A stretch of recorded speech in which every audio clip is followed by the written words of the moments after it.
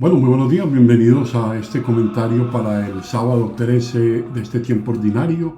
Seguimos este recorrido por el libro primero de Samuel. Es bien interesante ver, sobre todo los particulares, el modo como esta revelación en la que Dios se nos hace presentes sigue siendo para nosotros una presencia viva y eficaz, una palabra que sigue llamando, una palabra que sigue exhortando, una palabra que continúa motivando nuestro caminar, fortaleciendo nuestra vida y llevándonos poco a poco a ese descubrimiento de qué es lo que Dios quiere de mí, qué es lo que Dios quiere de nosotros como comunidad, como familia, como pueblo de Dios.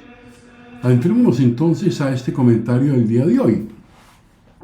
Y decimos de entrada, Samuel, aunque un poco, digamos, a disgusto, no muy de acuerdo, ya lo decíamos, Samuel no estaba de acuerdo con el tema de un rey para Israel, porque era opuesto a la petición de este pueblo, obedeciendo a Dios. Fíjense, interesante, aunque no está de acuerdo, obedeciendo a Dios, unge al primer rey de Israel, al personaje que tenemos hoy, a Saúl. Este joven, aunque se nos relata en el texto bíblico, aunque parecía estar capacitado con las cualidades propias de quien tiene un liderazgo, aquí hace referencia a su estatura superior a los demás y de alguna manera digamos que esas características, aunque sean muy externas, prometía mucho. Sin embargo, no fue precisamente, y lo vamos a ir descubriendo, no fue precisamente un gran rey, un gran modelo de rey según el querer de Dios, porque tampoco fue una gran persona. Fue alguien que también le pesó su humanidad, como nos pesa a todos, lleno, como aparece, también de complejos, de celos y algunas veces de depresiones. Recuerdo alguna película escrita sobre él que incluso aparecía dentro del conjunto de la película David tocando el arpa, sonando los salmos para tranquilizar el corazón del rey Saúl, ¿no? Te será mucho más famoso y decisivo David y después Salomón, ¿no? De quienes hablaremos más adelante. Samuel, este gran profeta que hemos dicho, gran juez de Israel, unge a Saúl como el rey. O sea, la unción, que se describe, que es bien interesante también esto, un masaje con aceite, era ese símbolo religioso para transmitir a la persona la ayuda y la fuerza de Dios a través de este aceite especial, a través de este rito. Son los ritos, es bien interesante la fuerza que tiene esto. O sea, como el masaje, es bien interesante como el masaje penetra en los poros de la piel y nos da el bienestar y la salud. Así, de igual manera, Dios ofrece su fortaleza, dona su espíritu a aquellos a quienes Él ha elegido para cumplir una misión, ¿no? Es bien interesante esto, ¿no? Ahora, la misión la expresa de esta manera Samuel. El Señor te unge como jefe. Tú regirás al pueblo del Señor y le librarás de la mano de los enemigos. Es bien interesante esto, ¿no? O sea, la vocación es un ministerio quiere decir un servicio. Dios elige a personas fuertes y algunas veces débiles. Dios elige el cómo Dios conduce esta persona al cumplimiento de su misión, es el modo como Él específicamente lo hace en cada uno de nosotros, ¿no? Para que no nos desanimemos, para que no nos comparemos con nadie, ¿no? Muchas veces Podemos decir que esto depende también del temperamento, depende de la actitud o de la apertura o cerrazón de las personas, el que cumplan bien esa misión que se les encomienda. Entran esos factores personales, de estructura, de historiografía personal, familiar, de características, incluso podríamos decir, de su personalidad, de sus fracturas, de sus fortalezas, de sus virtudes, en fin, es la totalidad de nuestra persona con el conjunto de la historia que ella es, en la que interviene cada uno en la misión que realiza. Saúl, por una parte, digamos que pertenecía a una tribu pequeña, que era la tribu de Benjamín, la tribu más pequeña. Dios elige según criterios que nos puede parecer asombrosos, ¿no? Es bien interesante, es como contrario, es como llevando la contraria o de pronto haciéndonos caer que las elecciones y las decisiones últimas de elegir o no a alguien son de Él, no son nuestras. Por cierto, esta tribu será también famosa por otro Saúl, Saulo de Tarso, el que luego conoceremos como ese gran evangelizador, el gran misionero San Pablo. Por otra parte, se nos decía también que era buen mozo, ¿no? Era muy apuesto, alto y parecía muy fuerte, ¿no? Ahora bien, es lo que el pueblo parecía pedir, esas características, alto, con muy buena presentación, con una apariencia física impecable, parecía que era lo que pedía el pueblo, sobre todo en vista a lo que se venía, que era la lucha contra los filisteos. Fíjense qué interesante es hacer este tipo de comentarios de la palabra, porque además de darnos o aproximarnos a una interpretación espiritual de ella, nos aporta elementos para entender lo que sucedía y para mirarnos a nosotros mismos en el modo como Dios continúa hoy llamándonos. Pero luego, aunque tenía estas características y podían ser buenas al momento de la lucha contra los filisteos, dice, pero luego falló, porque su temperamento pues no le acompañaba, ni él se esforzó de ser fiel y tampoco los demás, incluido el mismo Samuel, le ayudaron mucho. O sea, había muchas cosas interfieren en el cumplimiento a carta cabal de la misión, y esto es toda una caminada que hacemos desde el Señor. La verdad es que Dios, como decíamos y dejamos ahí grabado dentro de esto, Dios sigue llamando en las circunstancias familiares, sociales de cada época. Dios se sirve de pequeños, de acontecimientos o de palabras o de personas o de situaciones o de enfermedades o de colapsos emocionales o de abandonos o de pérdidas o de bancarrotas, algunas que pueden parecer intrascendentes para sembrar una vocación, pero Dios pone su llamado en muchas circunstancias. Por eso la vocación no tiene una dirección solamente, puede tener muchas. A Saúl, a quien su padre había enviado a recuperar, nos dicen, las burras que se les habían extraviado, le esperaba a Dios para ungirle como rey. Interesante. Saúl iba por un lado y Dios lo llamó a que se fuera en otra dirección. O sea, todo depende cómo sepamos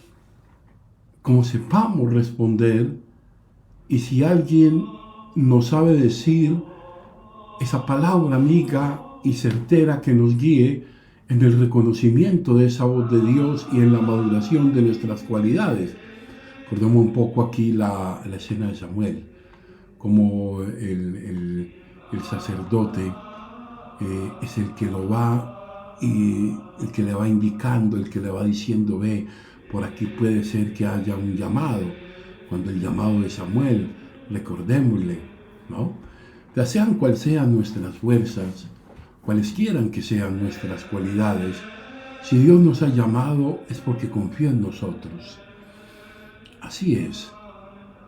Nos ha llamado para la vida cristiana y tal vez para una vocación ministerial, pero todos tenemos una misión en el cuerpo, somos un cuerpo y cada uno, nadie está de balde, nadie está sin cumplir una función, así que cada uno debe saber el lugar que le corresponde en el cuerpo. Él es quien nos da para esa misión su espíritu, el que nos unge para la misión, que a través de la palabra, a través de los sacramentos, el bautismo, por ejemplo, en concreto, que nos hace ya miembros del cuerpo de Cristo, nos ayuda a la comunidad y nos ayuda a todas las personas a hacer posible pues que respondamos con generosidad y fidelidad a esa elección, ¿no? Bella esta reflexión que se nos propone hoy en el libro de Samuel sobre los criterios como Dios elige. Dios nos elige, muchos llamados, algunos los escoge y no precisamente porque sean mucho mejores. Yo de esto podría hablar, pienso que muchos de los que acompañaron mi proceso de formación eran quizás más idóneos, a mi parecer, y mejor capacitados quizás que yo pero ¿quién me escogió? Por algo me escogió el Señor y para esto, ¿no? Ahora metámonos un poco a este Evangelio de Marcos. Estamos siguiendo a Marcos, ¿no? De la llamada que hace Jesús a Mateo, a quien Marcos en su Evangelio le llama Leví, para ser su discípulo, ocasiona el segundo motivo, como digámoslo así, como de gran escándalo para los fariseos. No podían entender que un rabí, que un maestro se acercara siquiera a un Mateo, a un Leví que lo conocían, tenía la fama, además era plenamente detestado, ¿no? Antes le habían atacado porque se atrevía a perdonar pecados. Recordemos la escena anterior, cuando el hombre que metieron con la camilla y hicieron un boquete por el techo, le perdonó los pecados. Ayer hablábamos de la sanación interior que Dios va proviendo, Dios provee a través de esa palabra y que nos sigue diciendo hoy tus pecados te son perdonados ahora, porque llama a un publicano y además pues un factor que también agrava la situación es que además de eso está sentado comiendo con ellos. Es interesante ver cómo Jesús no aprueba los estigmas de su época que originaban el prejuicio y la marginación de tantas personas. Hay personas que estaban en caminos complejos, delicados, socialmente para catalogar mal, pero a veces los estigmas negaban la posibilidad misma de la conversión. Si leíamos anteayer que tocó y curó a un leproso, ese era otro signo provocativo que desmitologizó el tema de la enfermedad relacionada con el pecado, tocó al leproso, ahora se acerca y llama a un seguidor suyo, nada más y nada menos que un recaudador de impuestos, un publicano que además ejercía su oficio a favor de los romanos. O sea, peor escándalo no podía haber ahí. O sea, ha sido venir a desatar, a romper una serie de cadenas, no fue fácil. Un pecador según todas las convenciones de la época, todo lo que él entendía como pecado, Jesús estaba acercado a él y era difícil que se le pudiera aceptar dentro del entorno oficial, así. Pero Jesús le llama y Mateo nos dice que le sigue inmediatamente. Ante la relación, ante esa reacción ante la reacción de los fariseos, puritanos, encerrados en su autosuficiencia y convencidos, pues, que es uno de los grandes pecados del fariseísmo de ayer y de hoy y de todos los tiempos, convencidos de ser los perfectos, Jesús afirma algo que va a quedar también como criterio para nuestras valoraciones cristianas. No necesitan los sanos, sino los enfermos. No he venido a llamar justos, sino a pecadores. Es uno de los mejores retratos en los que se nos muestra la misericordia de Dios manifestada en Cristo, con una libertad escandalosa. Él va por el camino, Él va anunciando una buena noticia a todos, a los pobres, a los pecadores, a todos los que están excluidos social, religiosa, políticamente. A todos les anuncia de que no están cerradas las puertas, de que las puertas están abiertas, de que hay un modo diferente de ser humano. Respeta a todos, ama a todos y transforma a todos. Es el encuentro con Él, ¿no? A todos los que no somos santos, todos los que no somos santos, nos consuela escuchar estas palabras de Jesús. Y ahí nos encontramos todos, ninguno es santo. Estamos en camino, tenemos cosas de santos, cosas muy buenas, en las que nos puede decir: ese hombre es un santo, esa mujer es una santa. Sin embargo, no lo somos, porque todos tenemos nuestras cargas. Cristo no nos acepta porque somos perfectos, sino que nos acoge y nos llama a pesar de nuestras debilidades y de la fama que podamos tener. Ahí está el llamado, un llamado que es personal, un llamado que supera nuestras expectativas, porque quizás estamos hundidos en el heno de la culpa, ¿no? Él ha venido a salvar a los pecadores, o sea, a cada uno de nosotros, a ti y a mí. Como la Eucaristía no es para los perfectos, por eso empezamos siempre la celebración de la Eucaristía ¿con qué? Con un acto penitencial, pidiéndole al Señor que humildemente y diciéndole: Señor, reconocemos humildemente que somos pecadores. Antes de acercarnos a la comunión, pedimos también en el Padre Nuestro: perdona. Y se nos invita también a comulgar asegurándonos de que también nosotros perdonamos. Y el Señor viene a nosotros como alimento y nos dice: porque Él es el que quita el pecado del mundo, ¿no? También nos debe estimular este Evangelio a revisarnos, a no tener actitudes farisaicas, a no mirar por encima del hombro a nadie, a no creernos superiores a los demás, a escandalizarnos de los defectos que vemos en los demás, sino como Jesús en la invitación, que sepamos comprender,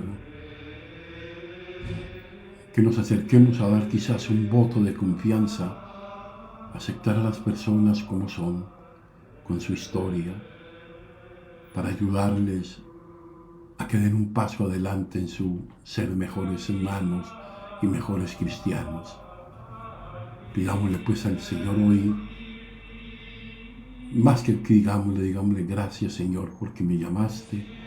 Gracias, Señor, porque a pesar de que soy pecador, me hiciste un llamado para hacer el camino tuyo y de esta manera acercarme cada día a ser perfecto como el Padre Celestial es perfecto. Gloria al Padre, gloria al Hijo y gloria al Espíritu Santo.